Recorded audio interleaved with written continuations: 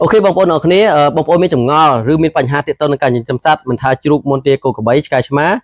ទាក់ទងនឹងការចិញ្ចឹមឬក៏ការព្យាបាលជំងឺការប្រើប្រាស់ថ្នាំទេទីនេះគឺជាមជ្ឈមណ្ឌលរបស់យើងដែលយើងបដិបដាទៅលើជំនាញនៃការចិញ្ចឹមសត្វតែម្ដងបងប្អូនរបស់យើងដែលស្ថិតនៅទីតាំងនៅភ្នំពេញជាការដងអញ្ចឹងណាតែបងប្អូនមកចូលរៀនទីនេះយ៉ាងច្រើនកកតែម្ដងបាទបងប្អូនមើលនេះទាក់ទងទៅនឹងនេះជាបន្ទប់រៀនរបស់យើងដែលយើងមានការបង្រៀនមិនថាវគ្គខ្លីមិនថាចំមន់ចំជ្រូកចំគោឬជំនាញពេទ្យសត្វទេទីនេះគឺជាយើងបដិបដាហើយយើងមិនមែនត្រឹមនៅភ្នំពេញជាការដងទេយើងមានតែនៅខេត្តផងដែរនៅខេត្តតាកែវស្រុកទាំងកក់ខេត្តតាកែវយើងរៀននៅក្នុងមជ្ឈមណ្ឌលរបស់យើងដូចគ្នាប៉ុន្តែសម្រាប់បងប្អូនដែលនៅឆ្ងាយក៏យើងមានការបង្រៀនទៅតាមទូរស័ព្ទក៏ដូចជាតាមវីដេអូ Telegram ដែរបាទ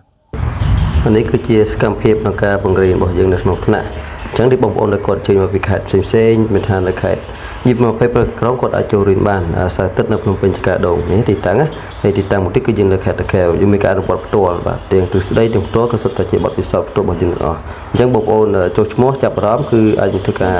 ចូលរៀនបានគឺយើងមានតម្លៃពិសេសជូនបងប្អូនអរគុណបាទសូមអរគុណច្រើនเป็นสัตว์อังภูมิជួបទុកព្រួងស្នេហ៍